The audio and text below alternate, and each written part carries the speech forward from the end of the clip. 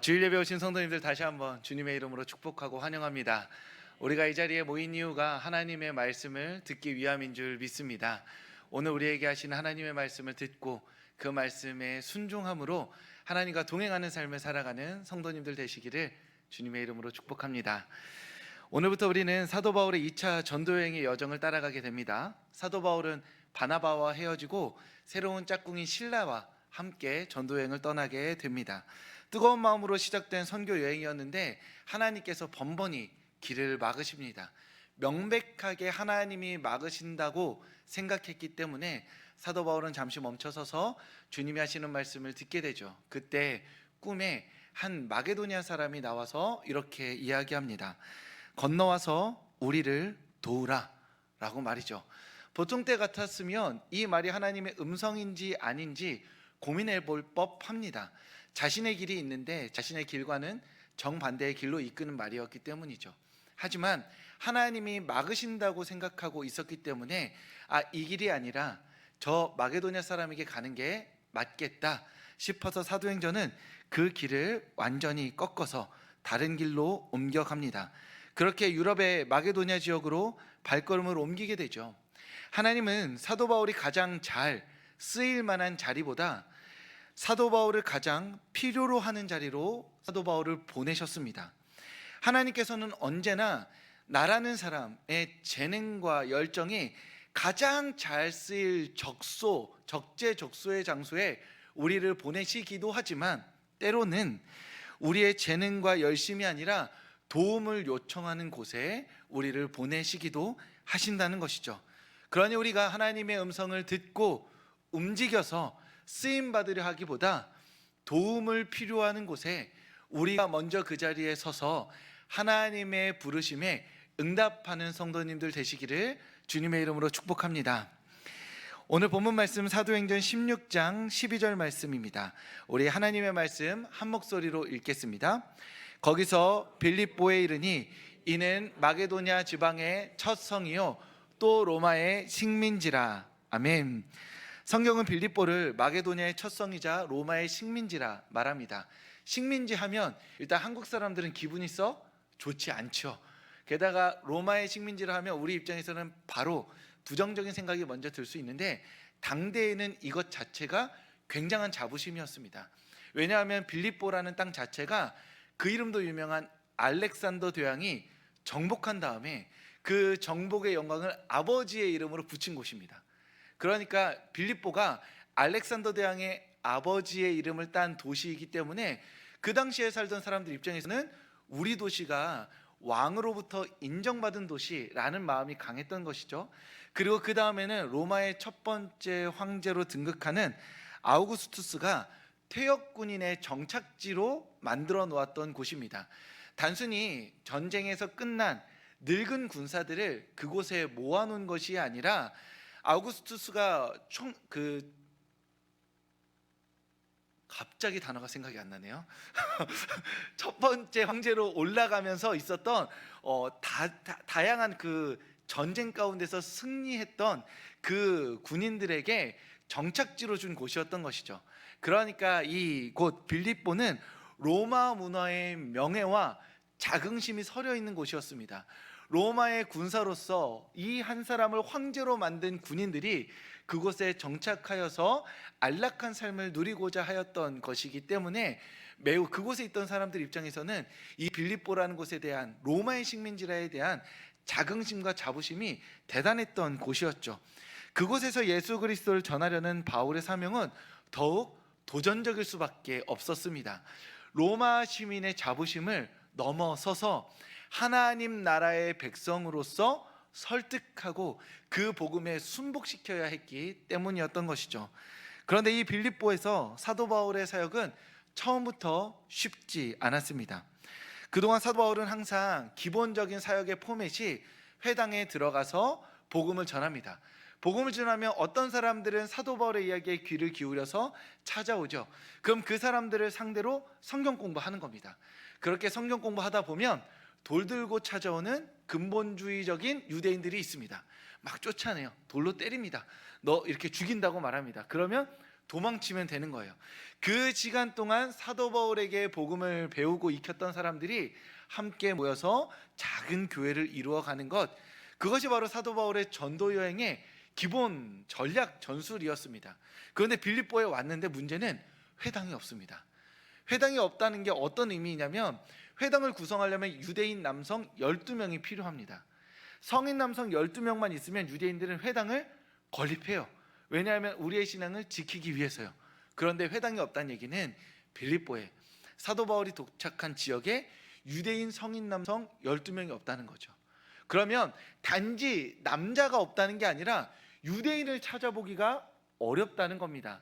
기본적으로 그 당대에는 예수 그리스도의 복음을 전하기 위해서 기본적으로 회당에 있는 유대인들과 하나님을 경외하는 이방인들을 대상으로 하고 있었기 때문에 정말 아무도 없다면 맨 땅에 헤딩하는 심정으로 지나가는 사람 붙잡고 예수님의 이응부터 이야기를 해야 되는 상황이었던 것이죠. 그러니 사도 바울 입장에서는 예상이 어긋나고 계획이 빗나가기 시작한 것입니다. 시간은 없고 촉박한데, 그래서 나의 삶을 불살라서 복음을 전해야 되는데 이전에 있었던 모든 곳에서의 회당이 여기에는 없으니 전략을 처음부터 다시 짜야만 했던 것입니다.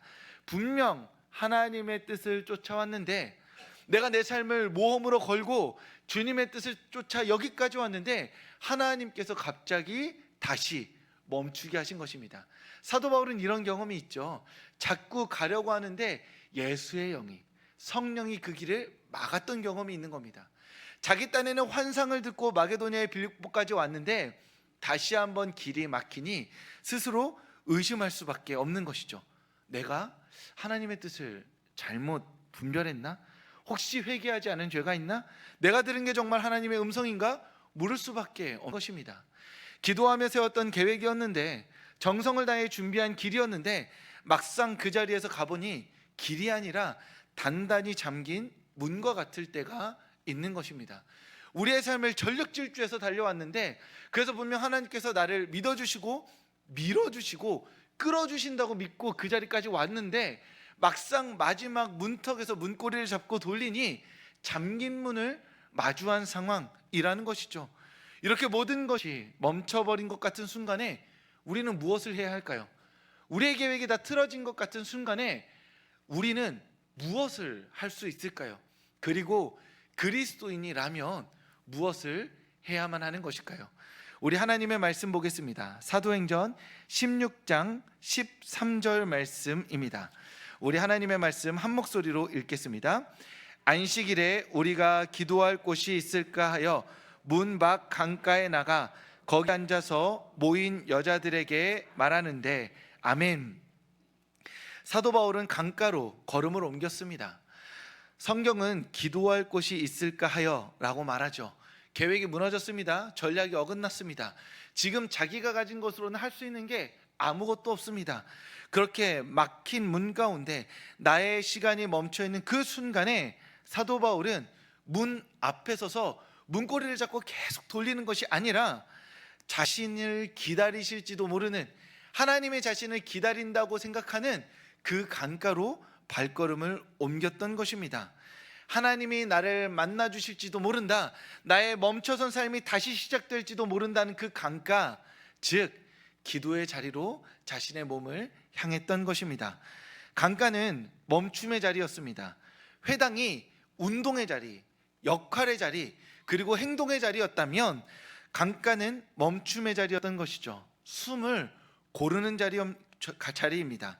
사람의 길이 아닌 하나님의 길을 다시 바라보는 자리였습니다. 나의 시간이 멈춘 것 같을 때, 나의 계획이 다 헝클어진 것 같을 때, 그래서 이제 나의 시간이 아니라 하나님의 시간이 새롭게 시작되기를 바라는 그 자리가 바로 강가였던 것이고, 그 자리가 바로 기도의 자리였던 것이죠. 성도님들에게 이러한 강가의 자리가 있으신가요? 갑작스럽게 멈춰버린 삶에서 잠시 숨을 고를 사람과 장소와 시간이 있으신가요? 바쁘게 내딛던 걸음을 멈추고 하나님의 음성을 듣기 위해 찾아갈 강가, 즉 기도의 자리, 기도의 사람, 기도의 시간이 혹시나 있으신가요? 바라기는 서울교회가 우리의 강가가 되기를 소망합니다. 밝고 환한 주일 예배가, 조용하고 차분한 새벽 예배가, 뜨겁게 기도하는 수요 예배가 하나님의 음성을 듣는 강가가 되기를 소망합니다. 그래서 함께 구역으로 모일 때 서로가 그래서 함께 모여서 요새 어떤 일 있었어? 어때? 기도 제목 있어? 없어? 그럼 먹고 같이 떠들자. 이렇게 말하면서 그렇게 어찌 보면 가볍게, 어찌 보면 진실되게 나누는 그 구역 모임이 하나님의 위로를 경험하는 그 강가, 주님의 시간이 되기를 소망합니다. 하나님의 음성이 들리는 자리, 하나님의 위로를 경험하는 자리, 그리고 내 삶에 다시 시작할 믿음과 용기를 불어넣는 강가와 같은 자리가 이 서울교회 주일 예배, 그리고 함께 모이는 구역 예배의 자리가 될 수 있기를 주님의 이름으로 축복합니다.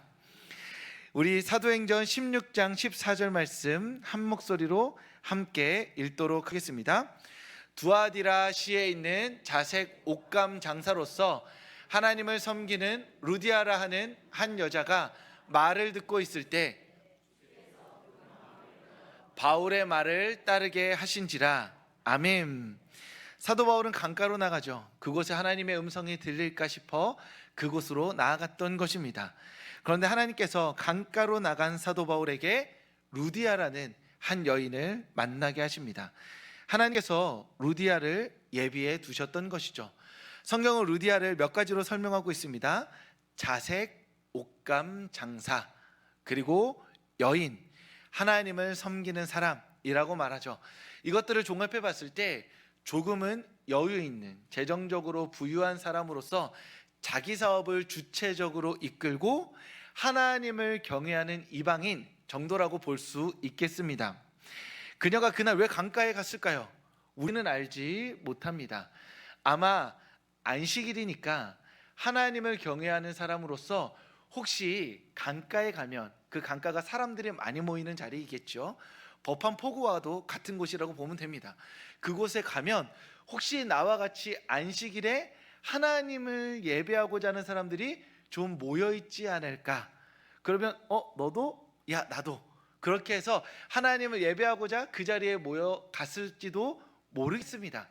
또는 자신이 예배드리고 싶은데 예배드릴 곳이 없으니 딱히 강가라도 가서 안식일에 예배드리고자 했을지도 모를 일이죠.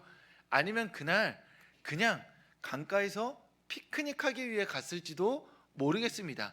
루디아가 왜 거기 갔는지는 아무도 모릅니다. 사도 바울은 기도하러 갔는데 루디아는 그 자리에 있었던 것이죠. 그런데 이 우연처럼 보이는 모든 시간들이 하나님의 손 안에서 완벽한 퍼즐처럼 하나의 그림이 됩니다. 사도 바울은 기도하러 갔고 그곳에 여인들이 있어서 그들에게 늘 하던 대로 복음을 전합니다. 회당에서 할 일들을 그 강가에서 하기 시작한 것이죠. 그런데 그 여인들 중에 하나님을 섬기던 루디아가 하나님의 은혜를 받게 됩니다. 하나님께서 그 마음을 여신 것이죠. 그리고 그 자리에서 복음을 받아들이고 가족들과 함께 세례를 받기까지 이르게 됩니다. 게다가 세례받고 감사합니다 인사한 것이 아니라 지금 사도 바울의 형편이 딱히 보니 머물 것도 마땅치 않고 복음을 전할 어떠한 거점도 없는 것으로 보이니 자신의 집을 열어서 빌립보의 선교의 거점으로 사용하게 해줍니다. 이 이야기에서 더 놀라운 점이 하나 있습니다. 그것은 무엇이냐 하면 하나님께서 루디아의 마음을 여셔서 그녀의 삶을 복음의 삶으로 새롭게 이끄시면서 동시에 사도 바울의 삶도 새롭게 열어 가셨던 것입니다. 루디아가 복음을 받아들임으로써 하나님은 사도 바울에게 말씀하신 것이죠. 너에게 내가 준비하고 있는 길이 있다. 너만이 가야 하는 길이 있다. 그러니 나와 함께 가자. 이렇게 말씀하신 것이죠. 사도 바울 입장에서는 회당이 없습니다. 기도할 곳이 없어서 강가라고 갔어요. 거기에 사람들이 있길래 복음이라도 전한 겁니다. 그런데 그곳에서 하나님을 섬기는 이방인 루디아를 만난 것이죠. 그러면 사도 바울은 확신하게 됩니다. 어떻게요? 빌립보에 나의 쓸모가 있구나. 건너와서 나를 도우라고 했던 그 사람들이 이 빌립보에 있구나. 내가 내 삶이 막힌 것 같은데 어떻게 해야 될지 모르겠는데, 그래서 회당을 중심으로 하는 이 전략적인 사역을 어떻게 전환해야 될지 모르겠는데 하나님이 나에게 말씀하시는구나. 용기 내어 만나는 사람들에게 복음을 전하라고.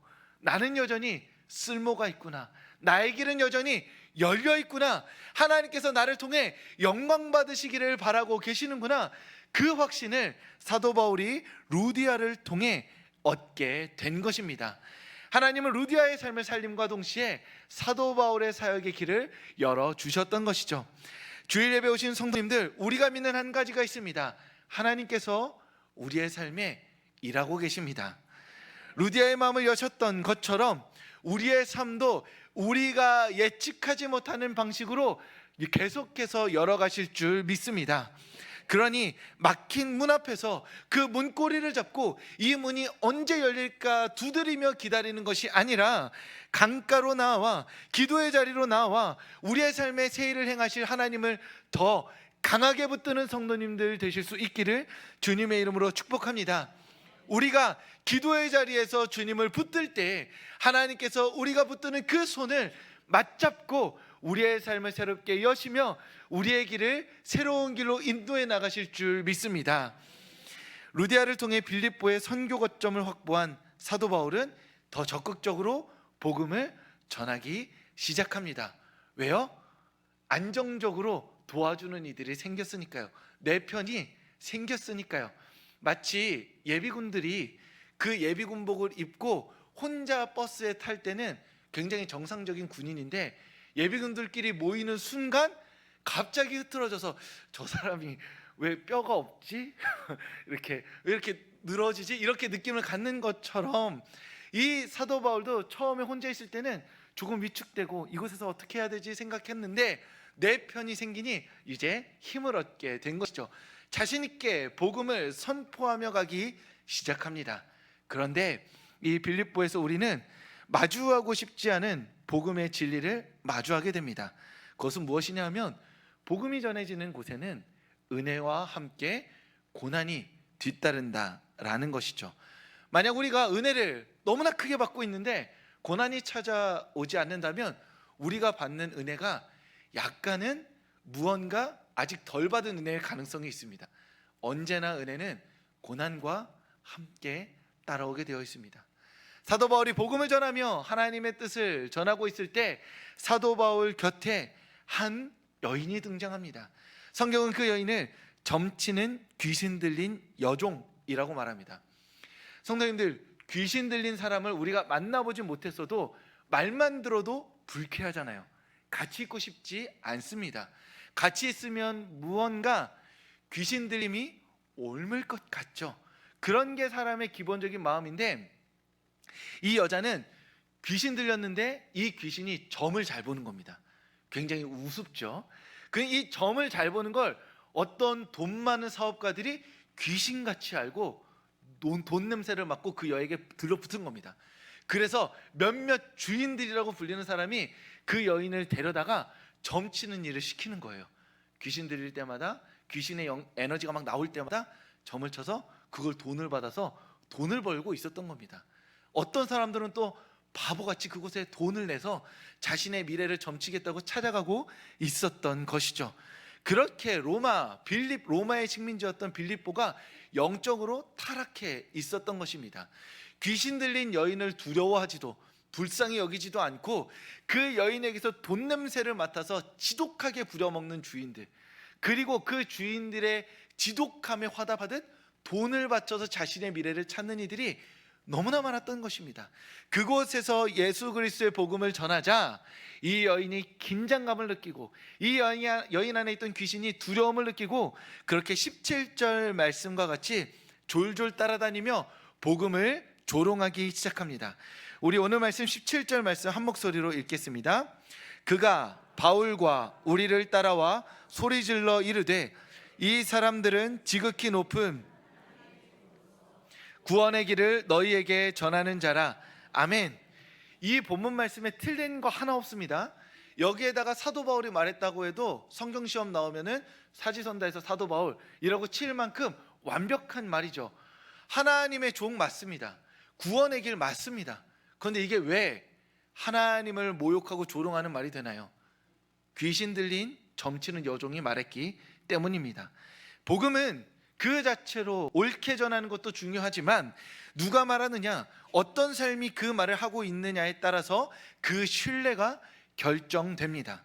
예수 그리스도를 믿는 우리의 삶은 복음과 불가분의 관계가 된다라는 것이죠. 귀신 들린 여종의 말을 누구도 믿지 않은 것처럼 귀신 들린 사람이 나와가지고 구원의 길이 여기 있다라고 아무리 말해도 그 듣는 사람들이 그것을 구원의 길로 인정하지 않는 것처럼 우리의 거짓됨과 불성실함이 우리가 전하고 드러내는 복음을 가로막는 장애물이 될 수 있다라는 것이죠. 만약 우리가 언어가 통하지 않는 또는 잠시 잠깐 다녀오는 해외 단기 선교를 간다면 우리의 삶과 복음은 잠시 떨어져 있게 됩니다. 사람들은 저 외국에서 온 사람들이 이 3박 4일 동안 무슨 말을 하는지를 궁금해하죠. 우리의 삶을 보는 게 아니라 우리가 전하는 말을 궁금해하는 겁니다. 그러니 그때에는 잠시 잠깐 우리의 삶과 복음이 분리됩니다. 그런데 그런 경우가 아니라면 우리는 대부분 한 자리에서 최소 3년, 5년, 10년을 갑니다. 우리가 한 가게를 3년, 5년, 10년을 다니죠. 사장님이 바뀌지 않는 이상 우리는 우리 집 앞에 있는 치유 편의점을 반복해서 가게 되어 있습니다. 그럴 때 그 사람은 우리가 얼마나 복음을 흐트러짐 없이 옳게 다른 종교와 확실하게 구별된 상태로 전하느냐를 보는 게 아니라 저 사람이 오늘 와서 카드를 던지느냐 아니면 공손하게 주느냐로 우리의 복음을 따진다는 것이죠. 와가지고 껌 질겅질겅 씹고 쓰레빠 질질 끌고 와서 계산할 때마다 함부로 말하는 것을 보면 그 사람이 믿는 예수 그리스도 빤히 보인다라고 생각한다는 겁니다. 우리가 아무리 예수 그리스도를 고귀하고 존귀하게 생각한다 하더라도 우리의 삶의 태도가, 우리의 삶의 반복된 모습이 결국 우리가 전하는 복음을 가로막을 수 있다라는 것입니다. 그런 의미에서 우리는 주어진 삶을 최선을 다해야 하는 것이죠. 하나님께서 우리에게 삶을 주셨기에 이 삶으로 하나님을 영화롭게 하기 위해서 우리의 삶의 세세한 부분까지 주님의 영광을 위해 수고하고 분투하며 헌신해야 하는 것입니다.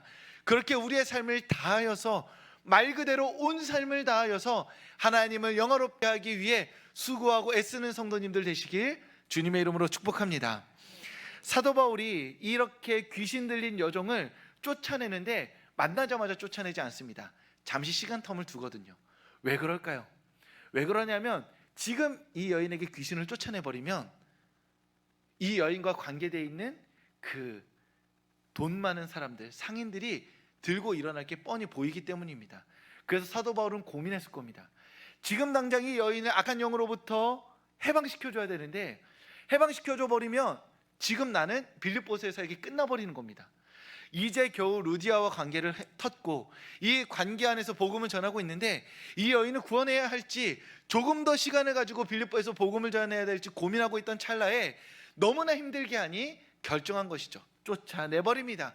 그러자 이 여인에게서는 귀신이 나가버렸는데, 악한 영이 나가버렸는데 귀신보다 무서운 존재들이 이 이야기에 등장합니다. 그게 누구죠? 이 여인들을 통해 돈 벌어 먹고 있던 그 주인들입니다. 귀신보다 누가 무서워요? 사람이 무섭습니다. 귀신 들린 사람이 제일 무섭고 귀신 없는 상태에서 악한 사람이 더 무서운 거죠. 아니, 여인이 귀신 나갔으면 그냥 가만히 있으면 될 텐데 우리의 사업이 끝나버렸다는 생각에 이 분노를 사도 바울과 실라에게 돌려서 감옥으로 집어넣어버립니다. 아니, 그 여인 귀신 쫓아내줬는데 감옥 가게 되는 이 맥락도 우리가 쉽게 받아들이면 안 됩니다. 그런데 받아들여지죠. 아, 돈 많은 그놈들이 어떤 방식으로든 골탕을 먹으려고 감옥에 집어넣었구나. 사도 바울과 실라는 죄가 없는데 흠씬 두들겨 맞고 감옥에 들어가게 됩니다. 사도 바울 입장에서는 다시 처음으로 돌아온 것이죠. 하나님이 길을 여셨다 생각했는데 감옥문에 들어온 겁니다. 하나님이 루디아의 마음문을 여셔서 나의 삶을 여신다고 생각했는데 잠깐 눈 감았다 뜨고 나니까 지금 내 앞에는 감옥 쇠창살에 갇혀 있게 되는 것이죠. 사랑하는 성도 여러분, 루디아의 집이 은혜의 순간이었다면 감옥은 고난의 순간입니다. 은혜가 임했고 은혜를 따라 살아왔는데 갑작스럽게 고난이 닥친 것이죠. 이 상반된 시간, 2시간 모두가 다 하나님의 손안에 있는 시간임을 기억하시기를 바랍니다. 하나님은 루디아의 마음문을 여셔서 길을 내셨던 것처럼 이 감옥 안에서 감옥의 문을 여셔서 사도 바울의 사역의 길을, 그 삶의 길을 여시는 하나님이신 줄 믿습니다. 강가에서 기도한 사도 바울은 감옥에서도 찬송합니다. 그 쇠창살을 붙들고 큰 소리로 쩌렁쩌렁 찬송하는 것이죠. 왜요? 그것밖에 할 수 있는 게 없기 때문입니다. 좌절하고 넘어져서 이제 내 인생 끝이야, 감옥에서 끝나버릴 거야 하는 게 아니라 늘 내가 문제가 생길 때마다, 감옥에서 막힐 때마다 했던 것, 찬송을 하나님께 올려드리는 것이죠. 그 쩌렁쩌렁하게 울리는 찬송이 그 감옥문을 열게 됩니다. 하나님이 기적같이 감옥문을 열어버리신 것이죠. 사도 바울은 그때 생각합니다. 나가자. 그러면 이제 하나님이 루디아의 문을 여신 것처럼 이 감옥문을 여셨으니 나의 삶의 사역은 이제 승승장구하겠구나 하고 나가면 되는데, 그 나가려고 하는 와중에 한 사람이 눈에 보입니다. 하나님은 그 한 사람을 사도 바울을 만나게 하시기 위해서 이 자리까지 인도하신 것이죠. 그가 누구였냐면 그 간수였습니다. 감옥문을 관리하는 사람이었죠. 갑자기 감옥문이 열렸고 죄인들이 다 나간 것으로 판단해서 그는 그 자리에서 죽고자 합니다. 왜냐하면 다음날 어차피 사형에 처해질 게 뻔하기 때문입니다. 그래서 칼을 들어서 자살하려고 하는 그때에 사도 바울이 지금 감옥문을 나갈까 아니면 어떻게 할까 하는 순간에 자결하려고 하는 그 간수를 보고 그 간수를 부릅니다. 걱정하지 말라고, 죄수들이 다 그 자리에 있다고. 그리고 하나님의 말씀을 선포하죠. 오늘 하나님의 말씀 31절 말씀입니다. 우리 하나님의 말씀 한 목소리로 읽겠습니다. 그리하면 너와 내 집이 구원을 받으리라 하고. 아멘. 어쩌면 사도 바울은 이 한마디를 하기 위해 이 감옥에 갇혔고 이 간수를 만나게 하신지도 모르겠습니다. 와서 우리를 도우라는 그 말씀이 이 순간에 온전히 성취되었던 것이죠. 강가에서 기도하며 하나님, 나를 사용하여 주시옵소서. 루디아의 마음문을 여시고 복음을 전해서 귀신 들린 여종을 쫓고 감옥문에 들어온 그 순간까지 하나님이 나를 어떻게 사용하실지 고민하고 있었을 사도 바울에게 하나님은 말씀하신 겁니다. 빌립보서의 모든 시간, 네가 지금 이곳에 도착하고 나서 한 모든 말과 모든 시간이 오늘이 죽고자 하는 사람에게 이 한마디, 주 예수를 믿으라, 이 말을 전하게 함이었다 라고 하나님은 동시에 사도 바울에게 말씀해 주고 계신 것이죠. 주일 예배 오신 성도님들, 우리 인생의 쓸모가 어디 있나요? 하나님께서 우리의 삶을 왜 열어주시나요? 우리가 막혀있는 문을 열어서 잘 먹고 잘 살다가 하나님 나라 들어갑니다, 그 한마디 하기 위해서 오늘 우리의 막힌 문을 여시는 것인가요? 그렇지 않습니다. 그것도 물론 하나님의 목적이겠지만 우리 인생을 향한 궁극적인 하나님의 목적이 하나 있다면 그것은 우리 인생을 통해 이르되 주 예수를 믿으라, 그 한마디를 이 세상 가운데 전하게 함이기 때문인 것이죠. 내 인생의 목적은 지금 막힌 문이 열리는 것이 아닙니다. 지금 내 문제가 해결되는 것이 아니죠. 이 문제가 해결되고 내 인생에 하나님의 은혜를 충만히 누려서 내 인생을 통해 내 곁에 있는 이들이 주 예수를 믿으라는 음성을 듣고 주 예수님께 나아오게 하기 위해서 우리의 삶을 여시는 것이고 우리의 삶을 새 길로 인도해 가시는 것임을 믿으시기 바랍니다. 그러니 우리가 이 시간에 함께 기도하며 주님께 간구할 때, 주님, 제 삶을 열어주시옵소서, 제 삶을 열어주시옵소서, 새 길로 인도하여 주시옵소서. 거기까지 기도하는 것이 아니라 한 걸음 더 나아가서 주님, 제 길을 여셔서, 제 문을 여셔서 저를 사용하여 주시옵소서. 제 곁에 있는 이들에게 주 예수를 믿으라 선포하고 고백할 수 있는 삶이 되게 하여 주시옵소서 라고 그렇게 나의 삶을 여는 것뿐만이 아니라 나의 삶을 사용하여 달라고 주님께 믿음으로 고백하며 헌신하는 주일 예배 오신 서울교회 성도님들 되시기를 주님의 이름으로 축복합니다.